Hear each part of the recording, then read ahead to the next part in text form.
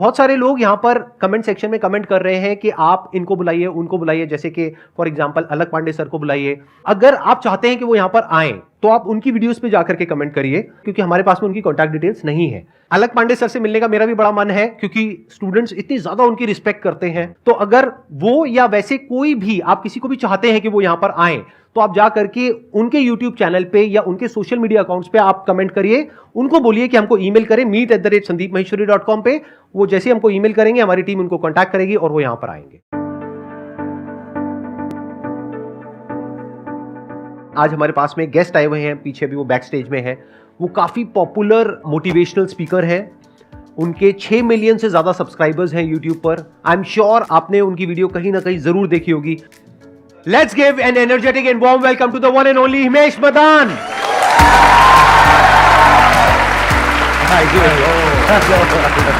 कैसे हैं?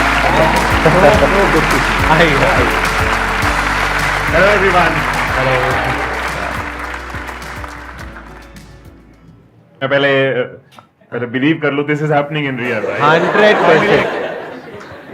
एक चीज मैं हमेशा कहनी चाहता था कि जब भी आपसे मिलूंगा, क्योंकि कहीं ना कहीं पता था एक दिन जरूर मिलूंगा, पता नहीं था सीधा स्टेज पे ही मिलूंगा। सो आई ऑलवेज फील, एंड मैंने एक वीडियो में ये बोला भी था कि बहुत बार ना ये कहा जाता है कि देश का यूथ जो है वो डिस्ट्रैक्टेड है, या यूथ को सिर्फ एंटरटेनमेंट चाहिए, या सिर्फ वल्गर या कंटेंट देखना है, गाली देखनी है।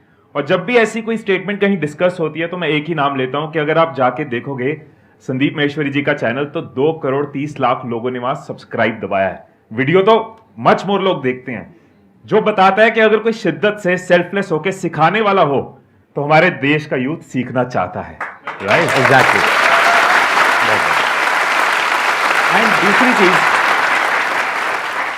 दूसरी बात जो मैं हमेशा आपसे कहना चाहता था वो ये है कि ये तो एक काउंटेड नंबर है ना, जो हम सब्सक्राइबर्स का नंबर या व्यूज का नंबर देखते हैं, ये काउंटेड है। लेकिन एक चीज जो कभी काउंट नहीं की जा सकती कि वो वीडियो कहां कहां जा रही है, कौन कौन देख रहे हैं, कितने लोग व्हाट्सएप फेसबुक पे देख रहे हैं, उसका तो एनालिटिक्स भी नहीं है हमारे पास। एक एक वीडियो से कितने लोग जो डिप्रेशन से बच जाते हैं, जो कोई सुसाइड करने की सोच रहा है, लेकिन इस तरह की वीडियोस उनको बचाती हैं। आपकी वीडियोस के नीचे कई ऐसे कमेंट्स होते हैं, किसी का करियर बन जाता है, राइट, लाइफ लॉन्ग उसके आने वाली जनरेशंस बदल जाती है, कोई एंटरप्रेन्योर बन जाता है आपकी बिजनेस सीरीज देख के, वो जॉब क्रिएटर बन गया है। कितनी बड़ी कंट्रीब्यूशन आपकी जीडीपी में है, इकोनॉमी में। मंत्रालय को बैठ के ना स्टैटिस्टिक्स देखने चाहिए। The kind of contribution you have done to GDP, that is amazing. Let's put our hands. Thank you so much, thank you so much, thank you so much. अच्छा, आप लोगों को पता है ना, इनके फादर भी मोटिवेशनल स्पीकर है, मिस्टर TS मदान, और वो तब से मोटिवेशनल स्पीकिंग कर रहे हैं जब मैंने अपना करियर शुरू भी नहीं किया था। तो इनके फादर की मेरे को एक क्वालिटी बड़ी सही लगी थी, वो इनके अंदर भी है, वो है उनका सेंस ऑफ ह्यूमर। मतलब वो सेशन के बीच बीच में उन्होंने एक जोक भी क्रैक किया था, मेरे को याद नहीं है, आई एम नॉट श्योर, 10 साल पहले मैंने देखा था वो, कि मुझे पता नहीं था कि आप लोग यहाँ पर आकर के तालियां बजाने वाले हैं। अगर बजाते तो मैं अपनी वाइफ को भी साथ में लेकर के आता, तो इसीलिए लेके आया। उसके बाद अच्छा। So good to see you. मैं भी एक फैमिली का इंटीग्रल पार्ट बन चुकी हूँ। मेरा भी यूट्यूब चैनल है। आपकी फैमिली में कोई ऐसा भी है जिसका नहीं है यूट्यूब चैनल? इनका भी बहुत अच्छा एक यूट्यूब चैनल है जहां पे I think around 8 lakh subscribers हैं, if I am not wrong, right, Gunjan shouts के नाम से। और आप लोगों के मैंने व्लॉग्स भी देखे हैं, बहुत अच्छी केमिस्ट्री लगी मेरे को आप लोगों की। बाकी तो अंदर की बात तो आप दोनों को पता होगी, दूर से देखने में बड़ा अच्छा लगा। ऑनलाइन केमिस्ट्री अच्छी है। और आपने शायद वेट भी लूज किया है पहले से कंपैरेटिवली, राइट? आपका मैंने देखा कुछ वीडियोस में, तो ये वेट लॉस से रिलेटेड आई थिंक आप टिप्स देते हैं, एक्सरसाइज और वो सब, fitness, health, holistic health. Fitness, health, holistic health, अगर वो सब आपको चाहिए तो आप इनके चैनल पे जा सकते हैं। मोटिवेशन चाहिए तो इनके चैनल पे जा सकते हैं, और टाइम पास करना है तो मेरे चैनल पे आ सकते हैं। तो अब हमारे पास में 2 ऑप्शंस है, एक है कि हम बैठ करके आराम से ये सेशन करें, दूसरा है कि हम स्टैंडिंग में, मतलब कि सोफे वोफे हट जाएंगे और ये सब हट जाएगा और फिर स्टैंडिंग में सेशन करें। तो क्या चाहते हो आप लोग, कैसा होगा? कितने हैं सिटिंग वाले, एक बार हाथ ऊपर करो। कितने चाहते हैं स्टैंडिंग सेशन होना चाहिए? सब चाहते हैं, अरे क्या बात है। तो फिर ये हटाते हैं ये सब। अब आप लोग तरह तरह के अपने जो भी क्वेश्चंस हैं वो पूछ सकते हैं। सर मैं आप दोनों की बहुत बड़ी फ़ैन हूँ और दोनों ही मोटिवेशनल स्पीकर्स हैं। तो मतलब जब भी लाइफ में या फैमिली में कुछ भी इश्यूज आते हैं तो हम लोग आप दोनों के चैनल पे ही जाते हैं। सर जैसे मैं अपने जॉब वगैरह करती हूँ तो अप एंड डाउन्स आते हैं, लाइक कोई असाइनमेंट डिले हो गया या फिर कोई असाइनमेंट अच्छा हो गया। लेकिन जैसे कोई पास्ट में चीज़ हो जाती है ना, तो प्रेजेंट में मैं उस पास्ट चीज़ से कनेक्ट रहती हूँ। मतलब वो प्रेजेंट मोमेंट इंजॉय नहीं कर पाती हूँ। तो वो कैसे हम प्रेजेंट मोमेंट में रह सकते हैं और उसको ओवरकम कर सकते हैं पास्ट की चीज़ों को। एक चीज मेरा ना जनरली एक तरीका रहता है, मुझे ऐसे पसंद है क्योंकि सवाल पूछते तो मैं वापस सवाल पूछता हूँ। आप एक बात बताओ कि अगर आप कहीं जा रहे हो और रास्ते में आपकी गाड़ी जो है वो खराब हो गई, राइट, तो आप क्या करोगे उस केस में? ऑब्वियसली सर उसके लिए मैकेनिक बुलाओगे, या अगर कुछ खुद आता है तो ट्राई कर लोगे, वरना मैकेनिक बुला लोगे। टायर पंक्चर में भी यू कैन ट्राई और यू कैन कॉल समवन। ऐसा तो नहीं है कि गाड़ी खराब हो गई तो वहीं पे एक बिस्तरा लगाओगे, वहीं पे तकिया लगाओगे, खाना वाना मंगवाओगे कि आज से घर यही है, आज से सड़क के बीच में ही रहेंगे। ऐसा तो नहीं है। हम जो चीज अपनी रेगुलर लाइफ में करते हैं ना, वही हम अपनी मेन चीजों में भूल जाते हैं। अगर गाड़ी खराब हो गई, हम ये नहीं कहते कि अब यही रहना है, इसी थॉट में जीना है, इसी को अपना घर मानना है। हम ये सोचते हैं कि यहाँ पे क्या एक्शन है, क्या रेजोल्यूशन है, बिकॉज हम उसके साथ उतना इमोशनली लिंक्ड नहीं है। बट खुद के साथ हम बहुत हार्ड होते हैं, खुद के साथ हम बहुत प्रेशर लेते हैं। तूने ये क्यों कर दिया, तूने ये पास्ट में क्यों कर दिया। यहाँ पे बहुत जरूरी है कि अपने थॉट्स को देखो कि हम इतना हार्ड क्यों है। सेल्फ लव के साथ हमारी ग्रोथ की स्पीड हमेशा ज्यादा होगी वर्सेस सेल्फ हेटेड। अगर हम अपने दोस्त बन के चलते हैं कि कोई बात नहीं, हो गया, दैट्स फाइन, बहुत बड़ी लाइफ है, और कल की जो छोटी छोटी चीजें हैं ना, वो फ्यूचर में आपको पीछे देख के हमेशा हंसी आएगी। आज 1 साल पुरानी है तो कम हंसी आएगी, 10 साल बाद आपको लोगे किस चीज पे परेशान थे। सो जहां गाड़ी खराब हुई है, हमने एक्शन लेना है और आगे चलना है। सिमिलरली लाइफ में पीछे की चीजों की वजह से रुकना नहीं है, we have to move forward. Let's give a big hand for him. बहुत अच्छी बात बोली इन्होंने। अब मैं भी यहां पे थोड़ा सा ऐड करता हूं। आपकी प्रॉब्लम यह है कि प्रेजेंट मोमेंट में रहना है। प्रेजेंट मोमेंट में आप नहीं रह सकते हो। आपको क्या चाहिए? फ्यूचर में एक गोल चाहिए। अगर वो नहीं होगा तो पास्ट आपको घेर लेगा। There must be something to look up to, कि सुबह जब आप उठते हो तो ऐसा नहीं हो सकता कि आप उठे और प्रेजेंट मोमेंट में बस अपनी ब्रेथ को देखते चले जा रहे हो और खुश हो रहे हो, वाह वाह वाह वाह, I am alive, I am alive, alive. नहीं, ऐसा नहीं होता है। तो आपको क्या चाहिए? जब सुबह उठे तो एक रीजन चाहिए उठने का और आज काम करने का। वो काम किसके अकॉर्डिंग होना चाहिए? फ्यूचर में जो आपका गोल है उसके अकॉर्डिंग। और उस गोल को भी आप ब्रेक डाउन कर सकते हैं छोटे छोटे पार्ट्स में। मे बी अगर 2 साल बाद का कोई गोल है, 5 साल बाद का कोई गोल है, तो उसको ब्रेक डाउन कर दो छोटे छोटे गोल्स में। मतलब कि अगले 1 महीने में क्या करना है, अगले 1 हफ्ते में क्या करना है, आज क्या करना है। तो जब आपको पता होगा ना आज क्या करना है, जैसे आज सुबह हमें यहां पर ये करना था, लेकिन ये नहीं पता था कि खड़े होकर के करना था, ये पता था कि बैठ करके करना था। इसका मतलब कुछ और तो नहीं निकल रहा ना।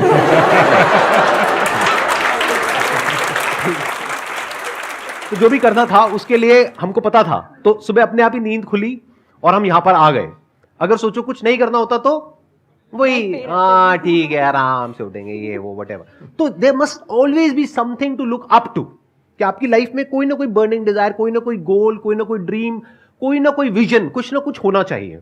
तभी इस मूवमेंट में आप अच्छे से जी सकते हो। अगर कुछ नहीं है तो जिंदगी थकी हुई हो जाएगी। पास्ट आपको घेर लेगा। प्रेजेंट में भी बहुत प्रॉब्लम्स है, पास्ट में भी बहुत प्रॉब्लम्स थी, फ्यूचर में पता नहीं क्या क्या हो सकता है। तो फ्यूचर से रिलेटेड एंजाइटी आ जाएगी, पास्ट से रिलेटेड स्ट्रेस आ जाएगा, और प्रेजेंट तो हमको घेरने के लिए बैठा ही है चारों तरफ से। तो आप चारों तरफ से फंस जाओगे। तो इससे निकलने का क्या तरीका है? फ्यूचर पे, अपने गोल पे अपना ध्यान दो कि जो हो गया, अब आगे देखते हैं क्या करना है।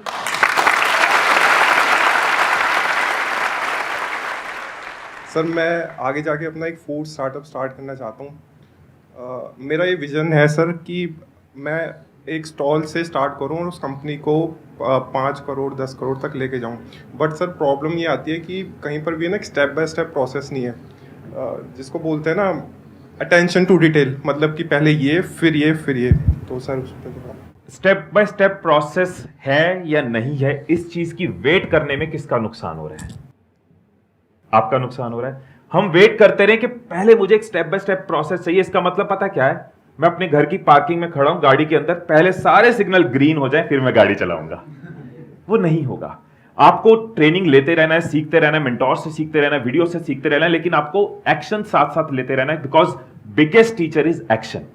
MBA चाय वाला यहां पे आए थे, उनकी वीडियो में ये चीज उन्होंने बहुत क्लियरली बताई थी कि पूरा रोड मैप नहीं था। उन्होंने फर्स्ट स्टेप देखा, फर्स्ट स्टेप लिया, अगला स्टेप मिलता गया। और मैक्सिमम वेंचर्स के साथ यही होता है। डे 1 पे किसी भी यूट्यूबर को नहीं पता था कि एक दिन यूट्यूब आएगा, वो तो कुछ और कर रहे थे। बट इंक्लाइन थे, कमिटेड थे, स्टेप लेते जा रहे थे। वो प्लेटफॉर्म को यूज करा जब वो प्लेटफॉर्म आया। तो जरूरी नहीं है कि आपके पास पूरा रास्ता क्लियर हो। आप पहला स्टेप अगर रेडी लगाना चाहते हो, पहला स्टेप अगर स्टॉल लगाना चाहते हो, पहला स्टेप किसी एग्जीबिशन में खड़े होना चाहते हो, वो करो। वहां से आपको मैक्सिमम क्लैरिटी मिलेगी। बाकी टीचिंग, लर्निंग, एजुकेशन तो नेवर एंडिंग प्रोसेस है। आप क्या करना चाहते हैं? फूड बिजनेस स्टार्ट करना है सर। फूड में क्या? Food is a very big के साथ स्टार्ट करना चाइनीज कुजीन। तो इसका स्टेप बाय स्टेप प्रोसेस है तो सही। सबसे पहला स्टेप है, पहले आपको अच्छी चाइनीज कुजीन बनानी सीखनी है, या कोई ऐसा पर्सन चाहिए जिसको अच्छी चाइनीज कुजीन बनानी आती हो, क्योंकि जब टेस्ट अच्छा होगा तभी तो बिकेगा। आइडियली तो ये है कि आपको खुद को आना चाहिए, नहीं तो आप हमेशा किसी ना किसी पे डिपेंड हो जाओगे। पता लगा आपने किसी पे डिपेंड होकर के एक बड़ा सा कहीं पे स्टोर खोल दिया है, छोटा सा भी कहीं पे खोल दिया, 4 दिन बाद उस बंदे ने बोला मैं तो जा रहा हूं। अब क्या करोगे वहां पर बैठ करके? आपने तो सारा पैसा लगा दिया, फंस गए ना। जो आपका प्रोडक्ट है उसको बनाना सीख सकते हैं, मोस्ट इंपॉर्टेंट। एक बार वो आपको अच्छा बनाना आ गया, अपने घर में सबको आपने खिलाया और उन्होंने उल्टी नहीं करी, मतलब उन्होंने कहा कि अच्छा है, आप समझ गए, वो झेल गए, तो फिर आप आगे बढ़ सकते हैं धीरे धीरे। सर मेरे को आता है। क्या आपको बहुत अच्छा बनाना आता है या मीडियोकर या एवरेज? सर मैं असिस्टेंट हायर करूंगा, क्योंकि अगर मैं खुद किचन में चला गया तो मैं बिजनेस को ऑटोमेट नहीं कर पाऊंगा। देखो अब आप बहुत दूर की बातें सोच रहे हो और इतने बड़े बड़े भारी भारी वर्ड्स आपने सीख लिए हैं। ऑटोमेशन, डे 1 से ऑटोमेशन के बारे में मत सोचो मेरे भाई साहब, और डे 1 से इतनी बड़ी बातें मत करो, 5 करोड़ की, 10 करोड़ की। मेरा ये मानना है अभी आप सोचो सिर्फ महीने के 5,000 रुपए के बारे में। 5,000 जिस दिन कमा लिया ना, उस दिन 5,000 को 20,000 कैसे करना है ये सोचो, फिर 50,000 कैसे करना है ये सोचो, फिर 1 लाख कैसे करना है ये सोचो। अभी आप 5 करोड़ में फंसे रह गए ना, तो कभी 5,000 को टच नहीं कर पाओगे। वो 5 करोड़ हमेशा रहेगा लेकिन माइंड में रहेगा। I have heard about the book of secret, the secret. तो उसमें सर मेजरली फोकस था लॉ अट्रैक्शन। वो समझ में ही नहीं आया कि बैठे रहो और सोचते रहो, फोटो लगा लो, तो हाउ इट्स वर्क एक्चुअली। जो लॉ ऑफ अट्रैक्शन के अंदर अगर ये कॉन्सेप्ट है कि बैठे रहो और सोचते रहो, इससे मैं अग्री नहीं करता हूं। What work for me is not law of attraction. Attraction के अंदर जो वर्ड छुपा हुआ है एक्शन, मेरे लिए वो काम किया, अट्रैक्शन, राइट।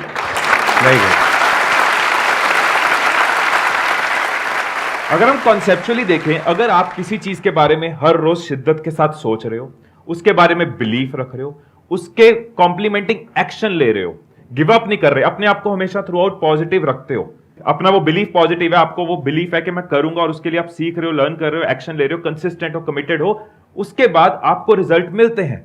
अब इसको अगर लॉ ऑफ अट्रैक्शन कहें तो लॉ ऑफ अट्रैक्शन कहना है, कह सकते हैं। अगर इसको मैं लॉ ऑफ एक्शन बोलूं तो ये लॉ ऑफ एक्शन भी यही है।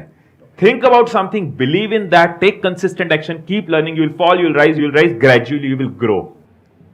मेरे लिए लॉ ऑफ अट्रैक्शन के अंदर बिलीव करके बैठ जाना इज नॉट द सोल्यूशन, मेरे लिए action is the solution. Sir, I just want to ask, like females have to play multiple roles, various roles, and we want to justify with each role that we play. So sometimes it happens that we are playing a role of a working woman, and our mind is like at our kid, or when we are with our kid, like on a family holiday. Sometimes some like office calls is coming, and our mind is at our office. So how to end of the day, how to justify that whatever roles we are playing and we are giving our 100% and we are satisfied? पहली चीज, मतलब मुझे लगता है कि justify करने की जरूरत किसी भी फीमेल या किसी भी ह्यूमन को नहीं होनी चाहिए। हैविंग सेड दैट, फैक्ट है जो आप कह रहे हो, आयरनी बोलूंगा मैं उसको, कि फीमेल्स को स्पेशली एशिया में ये चीज और ज्यादा है कि बहुत ज्यादा जस्टिफाई करना पड़ता है। इस तरह का कल्चर, इस तरह की चीजें बना दी गई हैं। बट अगर किसी ने बना दी हैं, अगर चली चलाई आ रही हैं, या ऐसे कुछ स्टीरियोटाइप्स अगर बन गए हैं, तो डज नॉट मीन कि हमें हमेशा जस्टिफाई करते रहना है। पहली चीज, आपको सिर्फ खुद को जस्टिफाई करना है, किसी और को जस्टिफाई नहीं करना। You should be content, you should be happy, you should be satisfied, वो ज्यादा जरूरी है। दूसरों के सेटिस्फेक्शन मीटर्स के साथ अगर चलना शुरू कर दिया तो वो कभी खत्म नहीं होंगे। एक ऐसी रेस है जिसमें हम भागते रहेंगे और शायद वो रेस कभी खत्म नहीं होगी। तो जो रेस ने कभी खत्म नहीं होना, उसमें भागना क्यों है? कि satisfying everyone in the world, that is something जो रेस कभी खत्म नहीं होगी।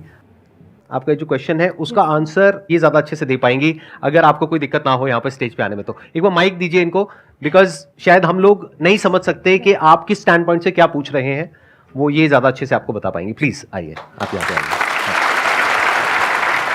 सबसे पहले तो thank you for calling me on stage, because मैं ऑनेस्टली इसका आंसर ना मेरे वहाँ पे मन में चल रहा था। सबसे पहले मुझे लगता है कि शायद ये ना फीमेल प्रॉब्लम नहीं है, ये एक ह्यूमन या फिर एक क्योंकि आप सब कुछ कर रहे हो, आप अपनी जॉब भी कर रहे हो, आपकी पर्सनल लाइफ भी है और इतनी सारे रोल्स आप प्ले कर रहे हो, तो ये हर एक इंडिविजुअल की प्रॉब्लम है जो लाइफ में कुछ भी कर रहा है। मुझे लगता है कि लिव इन द मोमेंट, आप जहाँ पर हो, जब अपने बच्चों के साथ हो तो आप सिर्फ उस पर फोकस करो, उनको 100% टाइम दो, और जब आप अपनी जॉब में हो उसको 100% टाइम दो। एट द सेम टाइम जब आप वेकेशन पे हो, इन्जॉय कर रहे हो, हमारा वहाँ पे पर्पस है रेजुविनेट करना खुद को, तो आप इन्जॉय करो। जब आप उस मोमेंट को 100% इन्जॉय करोगे ना, तो नेक्स्ट टाइम आप जब आप अपनी फैमिली के साथ हो या जॉब में हो, तो ऑटोमेटिकली आप वहाँ पर भी अपना 100% दे पाओगे। बहुत बढ़िया, बिल्कुल। I hope that answers your question. हाँ, प्लीज हैव अ सीट, बैठिए। Thank you so much. Thank you so much for coming. Yeah, thank you.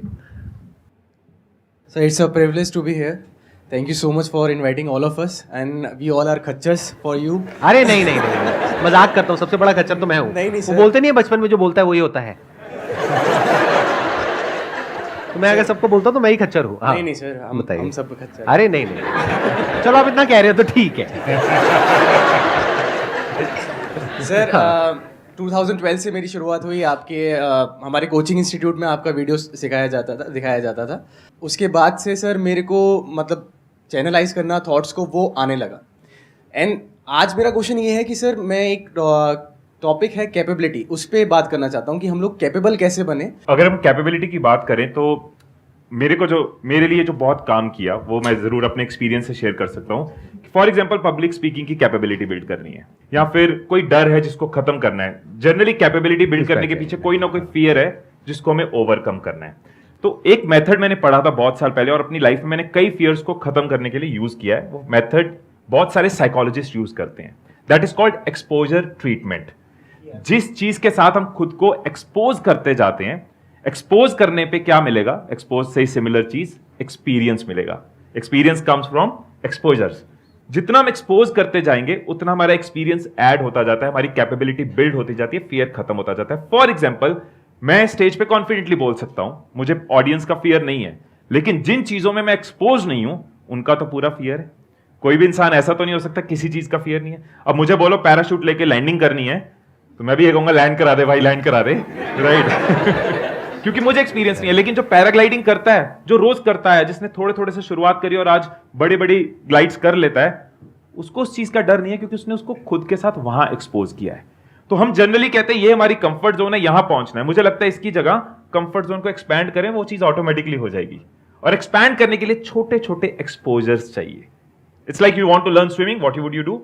आप ऐसा तो है नहीं घर में बैठ के सारा करिकुलम पढ़ लोगे। पहले दिन आपको पानी के सिर्फ पास रखा जाएगा अगर आपको वाटर फोबिया है, अगले दिन बोला जाएगा पानी में सिर्फ टांगे डालो, अगले दिन और बॉडी डालो, अगले दिन शैलो साइड रो, ग्रेजुअली डीप साइड जाओ, फिर स्विमिंग स्टार्ट होगी। It's little exposure. सो जिस भी चीज में आप कैपेबिलिटी बिल्ड करना चाहते हो, what is the first little small exposure जो आप अपने आप को दे सकते हो? कैपेबिलिटी की एक तो कोई डेफिनेशन नहीं है कि जब आप कह रहे हो कोई इंसान कैपेबल है तो मतलब क्या? जैसे कोई क्रिकेट खेलना अभी शुरू हुआ है वो भी कैपेबल है, और जो वर्ल्ड का बेस्ट क्रिकेटर है वो भी कैपेबल है। तो इसके 4 स्टेप्स हैं। पहला है नॉलेज, फिर है स्किल, फिर है एक्सपीरियंस, फिर है लर्निंग। अगर आपको इन्फिनिट तक जाना है तो तब ये चौथे स्टेप तक जाना है। लोग इन 3 में अटक के रह जाते हैं। वो क्या है? नॉलेज, स्किल और एक्सपीरियंस। कोई भी काम आपको करना है जिसमें आपको कैपेबल होना है तो उसके लिए पहले आपको नॉलेज चाहिए। बुक से, यहां से, वहां से, स्कूल से, कॉलेज से नॉलेज मिल गई। अब स्किल चाहिए उस काम को करने के लिए, फिर प्रैक्टिस चाहिए जिसको एक्सपीरियंस बोलते हैं। यहां तक तो लोग पहुंच जाते हैं। इसके बाद चौथे स्टेप पे बहुत कम लोग पहुंच पाते हैं। वो है कि जब उस काम को किया तो खुद को क्रिटिकली देखा कि मैंने क्या सही किया, क्या गलत किया, और अगर कोई हमारी तारीफ कर रहा है, कोई बुराई कर रहा है तो उसको भी ऑब्जेक्टिवली देखा और समझा, पैटर्न्स को समझा, पैटर्न्स को तोड़ा। नहीं तो एक पैटर्न में घूम जाओगे, और जैसे ही आप उस पैटर्न में घूम जाओगे तो आप स्टक हो जाओगे। अब आपकी ग्रोथ रुक जाएगी। फॉर एग्जाम्पल मैं ये सेशंस कर रहा हूं, अगर मैं यहां पर कोई पैटर्न बना दूं, यानी कि जो आप मेरे से एक्सपेक्ट कर रहे हो वही मैं करने लग जाऊंगा, बस अपनी नॉलेज को बढ़ाया, स्किल को बढ़ाया, एक्सपीरियंस को बढ़ाया, लेकिन आप कहोगे अच्छा मैं उसी तरह से बोल रहा हूं जिस तरह से मैं 50 साल पहले बोल रहा था, तो मैं सीख नहीं रहा। बट अगर मैं सीख रहा हूं तो मेरे हर सेशन में आप कुछ अलग देखोगे। तो ये वो चौथी क्वालिटी है जिस पे आपको जोर देना है। पैटर्न्स को ब्रेक करना है। पैटर्न्स को ब्रेक करने के लिए सीखना पड़ेगा, देखना पड़ेगा, ऑब्जर्व करना पड़ेगा, पूरी तरह से समझना पड़ेगा कि एग्जैक्टली क्या हो रहा है, बाहर क्या हो रहा है, अंदर क्या हो रहा है। कि बाहर अगर ऑडियंस है जिससे मैं इंटरेक्ट कर रहा हूं तो ऑडियंस का क्या रिएक्शन है, कि अगर मैं कुछ बोल रहा हूं तो आप लोगों का क्या रिएक्शन है। अगर आप अभी हिल रहे हो तो इसका मतलब अभी तक मैंने आपकी अटेंशन को पूरी तरह से ग्रैब नहीं किया है। लेकिन अगर आप स्टिल हो गए हो हो गए ना? तो ग्रैब कर लिया है, समझ गए बीच में कब पॉजेस देने हैं, कब तेज बोलना है, कब धीरे बोलना है, बहुत सारी चीजें होती है इसमें। तो इसको कहां तक इंप्रूव मैं कर सकता हूं, अपनी जो स्पीकिंग एबिलिटीज है उसकी कोई लिमिट नहीं है। तो वो मैं अब कैसे कर सकता हूं? हो सकता है किसी बुक में मुझे जवाब ना मिले, यानी नॉलेज में उसका आंसर नहीं है। स्किल किससे सीखूं? एक्सपीरियंस, एक्सपीरियंस से क्या होता है? एक्सपीरियंस से तो एक पैटर्न बन जाता है। जैसे आपको अपने घर से ऑफिस जाने का एक्सपीरियंस है एक रास्ते से, तो अगर आप कुछ और भी सोचते रहोगे तो वहां पहुंच जाओगे। तो एक्सपीरियंस से क्या होता है? तो अब मुझे क्या करना पड़ेगा? देखना पड़ेगा कि कहां पे क्या पैटर्न्स बन रहे हैं, उसको ब्रेक करना पड़ेगा। देखना पड़ेगा अच्छा इसको नेक्स्ट लेवल पे कैसे लेकर के जाऊं, क्या अलग करूं। अलग करने में रिस्क होता है, तो रिस्क लेना पड़ेगा। Because the moment you try something different, तो लोग उल्टा बोलने लग जाते हैं। जब मैंने सीरीज शुरू करी थी तो वहां पे आप जाकर के देखो, बहुत लोगों ने कमेंट किया था, अरे क्या कर रहे हैं। मुझे पता है कि मैं क्या कर रहा हूं, उनको नहीं पता है। अगर पहले से मैंने क्वेश्चंस प्लान कर लिए और पहले से हम लोग मिल गए और यहां पर आकर के कुछ कर रहे हैं, तो उसमें ज्यादा मजा आएगा या अभी मजा आ रहा है? अभी मजा आ रहा है, यस और नो? क्यों आ पा रहा है वो मजा? क्योंकि ना मुझे पता है कि यहां पर क्या होने वाला है, ना इनको पता है अगले मोमेंट में क्या होने वाला है, ना आपको पता है, कुछ भी हो सकता है। ये जो थ्रिल है ये एक तरह की राइड है। तो I am creating an experience like no other on this planet.